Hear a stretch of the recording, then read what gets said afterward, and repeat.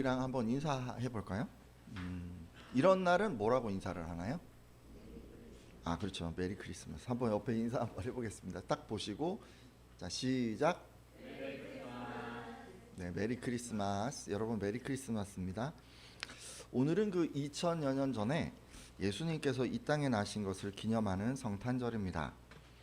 간밤에 이렇게 눈이 왔더라고요. 날씨는 춥지만 다들 기쁜 일이 가득한 성탄절이 되셨으면 좋겠습니다. 근데 여러분, 그 12월 25일 이날 이제 보통 아기 예수가 나셨다고 많이 알고 계신데, 예수님께서 몇 월 며칠에 나셨는지는 사실 정확히 알 수가 없습니다. 왜냐하면 성경에 날짜가 기록되어 있지 않기 때문이죠. 그리고 당시 사람들은 뭐 몇 월 며칠에 누가 나고 이런데 없습니다. 그래서 이제 시간이 좀 지나서 신앙의 선배들은 임의로 이제 몇 날을 정해서 이거를 기념해 오고는 했는데, 한 350년 경에 로마 교회의 대세가 12월 25일을 예수 그리스도의 탄생일로 선포한 뒤로부터 오늘날까지 그걸 이제 전통으로 지켜오고 있습니다. 사실 우리가 지키는 절기나 기념일도 이런 식으로 만들어졌습니다. 날짜를 아는 절기도 있어요. 3.1절은 몇 월 며칠일까요? 3월 1일이죠. 광복절도 아시나요? 광복절은 몇 월 며칠이죠? 8월 15일. 날짜를 딱 알고 있어요. 그래서 그날 딱 정해서 기념을 합니다. 근데 이제 모르는 것도 있죠. 한글을 언제 창제했는지 여러분 아십니까? 모르잖아요. 그냥 정한 거예요. 10월 9일 한글날. 개천절도 모르잖아요. 언제 나라가 시작됐든 뭐 그것도 이제 지금 당군이 건국했다 이렇게 얘기를 하는데 언제 했는지 모르잖아요. 그러니까 이제 10월 3일 딱 정해서 개천절 뭐 이렇게 이제 우리가 기념하고 있어요. 정확히 모르면 이렇게 임의로 어떤 좋은 날짜를 정해서 기념합니다. 마치 이런 것처럼 12월 25일 성탄절도 예수님이 언제 나셨는지 모르지만 우리가 이제 이것을 정해서 기념해 오고 있습니다. 여러분, 문자적인 해석을 하는 이단들 가운데 어느 날이 진짜냐에 집착하는 그런 이단들이 있습니다. 근데 그 사람들은 뭐라고 얘기를 하냐면, 이 날이 옛날에 로마의 신들을 숭배하던 그 날짜, 그 기간, 그것과 이제 일치한다라고 해서 12월 25일을 거부하기도 하고, 마치 우리가 태양신을 같이 섬기는 것처럼 이야기하기도 합니다. 여러분, 12월 25일에 성탄절을 지키면 우리가 태양신을 섬기는 겁니까? 그거 아니잖아요. 근데 그 사람들은 우리가 그런 거라고 막 생각을 하는 것 같아요. 왜 이렇게 날에 집착하는지 모르겠어요. 도무지 뭐가 중요한지 잘 모르시는 것 같습니다. 근데 실제로 결과적으로 봐도 이런 논란이 굉장히 무의미하다는 걸 알 수가 있어요. 태양신을 먼저 섬기던 그 날이었어요. 12월 25일이. 근데 예수님의 탄생일로 이제 우리가 딱 지정을 한 거죠. 같은 날. 근데 어떤 일이 일어났을까요? 여러분, 어떤 일이 일어났을까요? 예수를 믿던 사람들이 태양신을 섬기게 됐을까요? 아니, 그렇지가 않아요. 오히려 모든 인류가 태양신을 더 이상 기억하지 않고 12월 25일을 예수가 나신 성탄절로 기념하게 되었습니다. 예수님의 탄생이 그날 행해졌던 태양신 숭배를 다 몰아낸 거예요. 한마디로 예수님의 한판 승리죠. 결과예요, 결과. 그날 우리가 성탄절을 정함을 통해서 그날이 의미조차 바뀌어졌어요. 따라서 이날이 맞네, 저날이 맞네, 왜 그날 했냐, 뭐 이런 논박하는 이단의 주장에 현혹되지 않기를 부탁드립니다. 다시 말씀드리지만 성경에는 정확한 기록이 없기 때문에 교회가 12월 25일로 정해서 이것을 성탄절로 계속 지켜오고 있는 것입니다. 지금 이 시간에는 2023년 성탄절을 맞이해서 아기 예수가 마국간에서 나시고 구유에 누이시게 된 그런 사건의 의미를 좀 생각해 보려고 합니다. 말씀을 듣는 분들마다 성탄의 의미를 마음에 새기시는 시간 되시기를 바랍니다. 자, 마리아가요, 아기 예수를 임신했을 때 일입니다. 아우구스투스 황제가 로마 제국 전역에 인구를 조사하라는 명령을 내렸습니다. 그래서 유대 사람들은 본적지에 자기 이름을 등록을 하려고 모두 고향으로 갔습니다. 마리아의 약혼자인 이 요셉은 다윗의 자손이었기 때문에 그가 살던 갈릴리의 나사렛에서 다윗의 마을인 유대 베들레헴으로 올라갔습니다. 제가 이게 도대체 어느 정도 거리인가 하고 봤더니 위에 갈릴리 근처에서 시작해서 밑에 사해 근처까지 쭉 내려오는 거예요. 그러니까 요단강을 거의 끝에서 끝까지 내려오는 거리더라고요. 자, 그러면 요단강이 대충 96에서 100km라고 제가 예전에 말씀드렸으니까 거의 100km를 지금 이게 내려온 거예요. 근데 지금 거의 임신하기 직전 상태인데 100km를 걸어서는 안 왔을 것 같고 어떻게 왔을까요? 뭐 어디 타고 오지 않았을까요? 저는 그냥 좀 그렇게 생각을 해봤어요. 걸어서 100km를 와서 아기를 낳았다. 뭐 상상이 안 가더라고. 어쨌든 힘겹게 지금 막 복중의 아이를 가지고 그 상태로 100km를 왔는데 베들레헴에 딱 왔는데 그때 문제가 생기고 말았습니다. 여러분 어떤 문제였을까요? 누가복음 2장 6절에서 7절까지 말씀인데 같이 한번 읽도록 하겠습니다. 거기 있을 그때 같이 읽습니다. 시작. 해산할 날이 차서 첫 아들을 낳아 강보로 싸서 구유에 누였으니 이는 여관에 있을 곳이 없음이라라. 아멘. 여러분 어떤 문제가 지금 생겼습니까? 지금 해산할 시기잖아요. 막 아기가 나오려고 그래요. 근데 요셉과 마리아가 베들레헴에 왔는데 아기 예수가 막 나오려고 막 하는 거예요. 지금 상황이 막 그런 거예요. 근데 거기다가 설상가상으로 외지 사람이 너무 많아서 빈 방이 없었습니다. 그래서 요셉과 마리아는 마국간에 머물게 되었습니다. 그리고 거기서 아기 예수를 낳게 되었죠. 말씀을 보니까 그들은 아기를 강보, 그러니까 지금으로 치자면 어떤 아기 포대기 있잖아요. 그런 거에 이제 줄줄 싸서 구유에 이렇게 누였다고 합니다. 저희가 지금 뒤에 들어오시는데 보면 아기 예수 형상의 인형을 이렇게 둘둘 싸서 이렇게 구유에 누여놨는데 저 정도의 모습이 아니었을까 이렇게 생각을 해봅니다. 요즘 아기 낳으면 어떻게 하나요? 어디서 낳죠? 분만실이 따로 있죠, 그죠? 거기서 낳잖아요. 그리고 낳으면 어떻게 합니까? 바로 신생아실로 옮겨서 의료진의 관리를 받습니다. 이 신생아실은요, 감염 예방을 위해서 모든 근무자들이 마스크를 끼고 있습니다. 그리고 아기 부모조차 정해진 시간에만 아기를 볼 수가 있죠. 근데 아기 예수님은 지금 어디서 나셨습니까? 마국간에서 나셨고 구유에 누이셨습니다. 너무도 초라하고 형편없는 환경에서 태어나신 것입니다. 그럼 왜 이렇게 아기 예수는 마국간에서 태어나게 됐을까요? 그 뭐 다른 이유가 없죠, 그죠? 그의 아버지가 너무나도 비천했기 때문에 이게 형편을 이거 만들지를 못했던 것 같아요. 당시 요셉과 마리아가 방문한 베들레헴은 아주 작은 마을이었어요. 근데 이 좁은 마을에 각 지방에서 호적하려고 온 이 유다 지파 사람들로 북적였기 때문에 당연히 사람들이 이 묵을 숙소가 부족했습니다. 하지만 그럼에도 여러분 그 유다 지파 사람들 중에서 힘 있는 사람이나 돈 많은 사람들은 방을 얻을 수 있었으리라 생각합니다. 그렇지 않습니까? 만일 여러분 요셉이요 당시 존경받던 어떤 바리새인이나 제사장과 같은 신분이었다면 몇 개 안 되는 숙소 중에서 묵을 방을 얻을 수가 있었을 것입니다. 하지만 요셉은 그렇지 못했죠. 왜냐하면 그는 돈도 없고 지위도 없는 가난한 사람이었기 때문입니다. 결국 요셉은 방을 빌리지 못하고 가까스로 허름한 마국간을 빌리게 되는데 거기서 마리아가 아기 예수를 분만하게 되었습니다. 근데 우리가 좀 생각해 봐야 될 게 있어요. 이거는 하나님께서 다 알고 있는 내용이었어요. 이렇게 된다는 거를. 근데 왜 하나님은 굳이 이렇게 하셨을까요?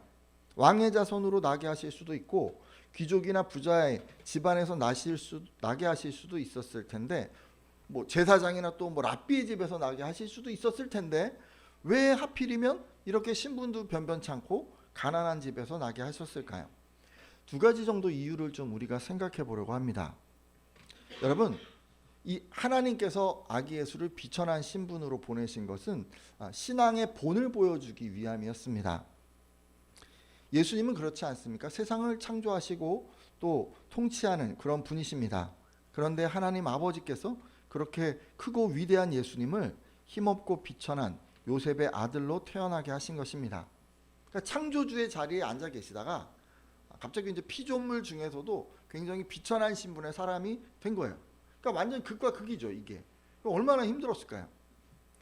여러분 우리 한번 생각해 봐요. 이게 어떤 걸까?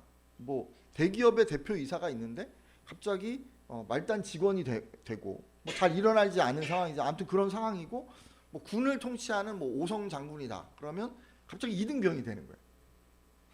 이런 일이 잘 일어나지 않아서 우리가 이게 이해가 잘 안 돼요, 사실. 근데 마치 그런 거예요. 마치 그런 거. 근데 상대적으로도 우리가 이런 걸 느낄 수가 있는데, 왜냐하면 상대적으로 우리가 낮아짐을 느낄 때가 있어요. 남들은 다 사업에 성공해서 CEO가 되는데 뭐 자기만 사업에 실패하는 거예요. 그럼 상대적으로 자기가 낮아지는 걸 느껴요. 남들은 다 취직해서 뭐 회사원이 됐는데 자기만 그러지 못하고 있거나 뭐 승진을 하는데 누락이 되거나 뭐 아무튼 이런 경우를 우리가 겪으면, 이렇게 돼서 상대적으로 우리가 직위가 낮아지게 되면 우리가 힘든 마음을 가질 수가 있어요. 자, 근데 뭐 이런 식의 어떤 뭔가 내 어떤 지위가 점점 낮아지는 상황, 낮아지는 것을 경험하고 있는 거예요. 근데 하나님 아버지께서는 예수님을 최고의 신분의 자리에서 가장 낮은 자리로 그냥 쭉 끌어내리신 거예요. 지금 그 격차가 너무도 큰 거죠. 근데 하나님께서 왜 이렇게 하셨을까요? 여러분, 이렇게 하신 것은 하나님께서 지금 낮추셨잖아요. 낮추셔도 낮춤과 상관없이, 그렇게 한 것과 상관없이 하나님을 여전히 섬기는 것을 보여주려고 하신 거예요. 실제로 예수님은 하나님 아버지께서 이렇게까지 낮추셨는데 여전히 하나님을 따르고 섬기셨습니다. 그러니까 신분이 높고 뭐 낮아졌고 뭐 이거하고 상관이 없는 거예요. 그거하고는 상관이 없는 거예요. 하나님을 섬기는 것과 신분의 높고 낮음과는 전혀 상관이 없는 거예요. 바닥으로 내리쳤었어도 아주 낮은 신분이어도 상관이 없는 거예요. 여러분, 그거를 지금 보여주고 있는 거예요. 오늘 함께한 예배자들은 이런 예수님의 신앙의 본을 따르시기를 부탁드립니다. 신분이 높을 때만 예수님을 섬기는 게 아니에요.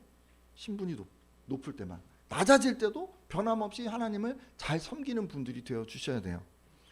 여러분, 이게 불가능할 것 같잖아요. 근데 그렇지가 않아요. 창세기 성경을 보면 예전에 이렇게 살았던 사람이 있어요. 하나님께서 계속 낮추시는데도 원망하지 않아요. 실망하지 않아요. 계속 하나님을 섬겨요. 그런 사람이 있었어요. 여러분, 누가 그랬죠? 창세기에? 요셉이 그랬어요. 요셉은 여러 아들들 중에서 아버지 야곱의 사랑을 가장 많이 받았어요. 그래서 야곱은 요셉에게 채색 옷을 입혔어요. 당신은 옷감에 그 염색 기술이 발달하지 못했기 때문에 색깔 있는 그런 옷이 귀했습니다. 그러기에 이 채색 옷은 왕이나 귀족들이나 입을 수 있는 어떤 값진 옷이었어요. 근데 야곱이 요셉에게 채색 옷을 입혔다고 지금 성경이 얘기를 합니다. 지금 같으면 뭐에 비교할 수 있을까요? 엄청 비싼 어떤 명품이랄까요? 아주 귀한 거, 그런 걸 사가지고 자기 그 요셉에게 딱 입힌 거예요. 자, 그럼 요셉은 지금 기본이 뭐예요? 남부러울 것 없는 부잣집 아들이죠. 자, 근데 요셉은요, 형들의 시기로 노예로 팔려갑니다. 하루아침에 부유한 가정의 자녀 신분에서 다른 민족의 노예 신분이 된 것입니다. 근데 여러분 아시죠? 그런 상황에서도 요셉은 하나님을 원망하거나 실망하지 않았습니다. 오히려 하나님을 의지하고 말씀대로 살려고 노력을 했죠. 자, 그리고 이걸로 끝이 아니었어요. 그 후에는 안주인의 유혹을 거절한 것 때문에 죄수가 되었습니다. 노예 신분에서 죄수의 신분으로 또 떨어진 것입니다. 하지만 그런 상황에서도 요셉은 하나님을 원망하거나 실망하지 않았습니다. 오히려 하나님을 의지하는 가운데 약속을 신뢰했습니다. 이런 식으로 요셉은요, 부잣집 아들에서 노예로 전락하고 노예에서 죄수로 신분이 낮아지었지만 그는 하나님을 원망하지 않았습니다. 변함없이 하나님을 신뢰하고 변함없이 하나님을 섬겼습니다. 따라서 오늘 함께한 예배자들은 이런 신앙의 본을 따라 주시기를 부탁드립니다. 하나님께서 낮추실 수 있어요. 신분을 낮추실 수가 있어요. 근데 여러분, 그런 것과 상관이 없는 거예요. 하나님을 섬기는 건 그런 것과는 전혀 상관이 없는 거예요. 여러분, 그것을 꼭 기억해 주셔야 합니다. 가장 먼저 누가 그걸 보여주신 거예요? 예수 그리스도께서 우리에게 그거는 전혀 하나님을 섬기는 것과는 상관이 없는 거야 라고 하는 것을 몸소 보여주셨습니다. 또 한 가지 생각을 해볼 수 있는 거는, 하나님 아버지께서 예수님을 마구간과 같은 허름한 곳에서 나게 하신 것은 자족하는 본을 보여주시기 위함이었습니다. 하나님의 아들 예수님은 사실 모든 것을 다 가진 분이셨죠. 한마디로 지금까지 예수님의 삶은 배부름과 풍부함 이런 단어로 표현할 수 있을 것입니다. 하지만 하나님은요, 예수님께서 배고픔과 궁핍에도 궁핍에도 함께하기를 바라셨습니다. 그래서 비천한 목수의 아들로 태어나서 이 땅을 살아가게 하셨습니다. 마구간에서 태어나고 또 구유에 누이게 하셨죠. 근데 이것으로 끝이 아니었어요. 예수님의 삶을 돌아보잖아요. 그러면 태어날 때만 머물 곳이 없었던 것이 아니라 살아가는 내내 줄곧 그랬습니다. 우리는 누가복음 9장 58절과 마태복음 8장 20절에서 이것을 확인할 수 있는데, 예수님께서는 제자들에게 이런 말씀을 하셨습니다. 여우도 굴이 있고 공중의 새도 거처가 있으되 인자는 머리 둘 곳이 없다라고 말이죠. 예수님은요 33년 인생을 사셨는데 그 인생을 쭉 돌아보면 날 때부터 시작해서 계속 살아가는데 머리 둘 만한 그런 거처를 가질 그런 여유조차 없었던 것입니다. 평생 동안 어떤 삶이었던 것 같으냐면 그냥 배고프고 그냥 궁핍하고 남들처럼 이렇게 좀 부유한 그런 느낌이 전혀 없어요. 그냥 힘들게 사셨어요. 그럼에도 예수님은 어떠셨어요? 늘 자족하셨어요. 늘 하나님께 감사했어요. 예수님의 기도를 보잖아요. 그러면 그냥 감사로 넘쳐 있어요. 늘 하나님께 만족하고 감사하며 살아갔어요. 남들만큼 부유하지 않았어요. 남들만큼 가진 것 없었어요. 잘 먹지도 못했어요. 그게 하나님을 섬기는 것과는 전혀 상관이 없는 거예요. 그걸 보여주고 싶으신 거예요.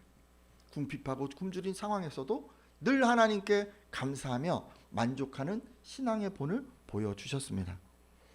따라서 오늘 함께한 예배자들은 예수님처럼 자족하는 그런 신앙 되시기를 부탁드립니다. 가끔 그런 분들이 계세요. 잘 되잖아요. 하나님 믿고 내가 잘 돼요. 인생이 잘 풀려요. 애들도 잘 되고 자기가 생각했던 거 다 이루어지고 그러면 갑자기 뜨거워져서 교회도 열심히 나오고 하나님을 열심히 섬기시는 거예요. 근데 갑자기 뭔가 일이 안 풀려. 뭔가 생각했는데 되다가 안 돼. 그러면 어떡합니까? 슬슬 교회 문을 멀리해요. 교회 오는 거를 멀리해요. 하나님을 점점 떠나갑니다. 여러분, 하나님께서 사업이 잘 되고 진학이 잘 되고 결혼과 취업이 잘 되게 하실 때는 열심히 교회를 나오지만 하나님께서 자기 기대와 다르게 인도하시면 실망하고 교회를 떠나는 사람들이 있습니다. 근데 그런 분은 지금 이 자족하는 신앙이 아닌 거예요. 이런 신앙을 가져야 하는 거예요. 하지만 다 그런 건 아니죠. 여러분, 성경을 보면 자족하는 믿음이었던 분도 계십니다. 초대교회 당시 자족을 잘 실천했던 인물이 있었어요. 누구인가요? 전도 열심히 한 분인데 바울 사도죠. 바울 사도. 여러분, 이 바울은 어떤 상황에서도 내가 만족한다, 내가 만족하는 신앙이다라고 그가 고백을 했습니다.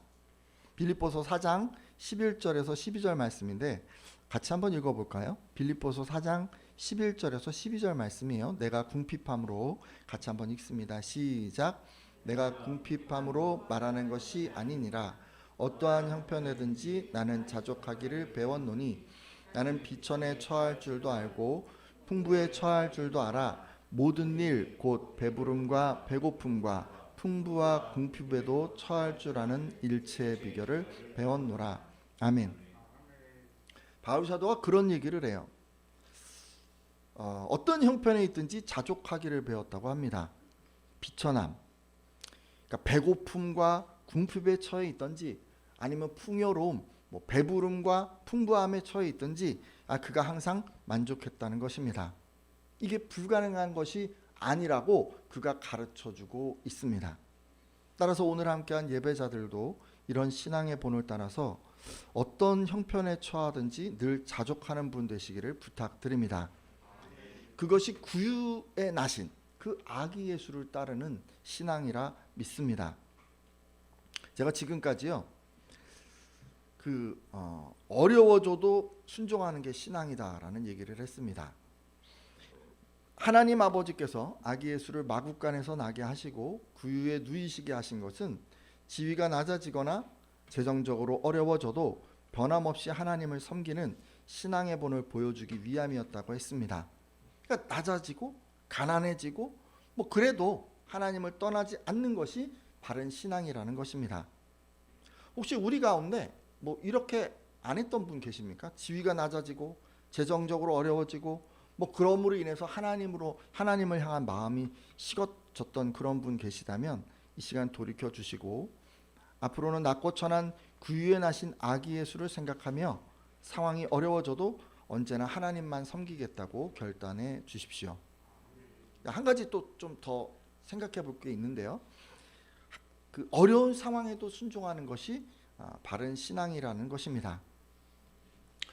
하나님께서는 구유에 나시고 낮은 신분과 궁핍한 처지에서 일생을 사신 그 예수님의 삶을 통해서 바른 신앙은 돈이나 지위와는 아무 상관도 없다는 것을 알려주셨습니다. 우리는 그렇게 생각합니다. 지위가 높아야 복을 받은 것이고 재물이 있어야 복을 받은 것이라고 생각합니다.